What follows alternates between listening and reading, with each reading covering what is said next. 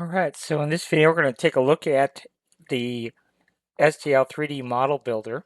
So here we've created our artwork here in Inkscape and saved it as an SVG file. And then what we're going to do is just drag and drop that SVG file into the model builder, and it will go ahead and build our model. So now our model's been built. And so let's go into Bamboo here, and let's go ahead and open up that model. So we'll go to our desktop here, and there is our model. So you can see just exactly what we need for our hype chain. Now let's go ahead and open up our hype chain here as well. So let's go into our desktop here, and we'll just type in Cuban. We'll go ahead and open that up. We'll import the geometry only.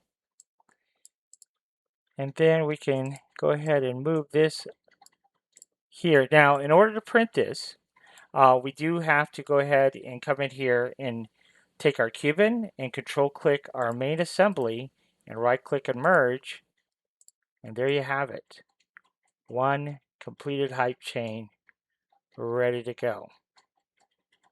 Now one thing I might do here is I might go ahead and change the color of that to gold, just because I think that would look better. But other than that, this one is ready to go. So that's it. So you can see just how quick and easy it is once you have your SVG artwork to generate your 3D model very, very quickly and easily. If you have any questions or need one-on-one training or some custom files made for you, this is my contact information, so feel free to reach out via email. You can text me. You could even give me a call.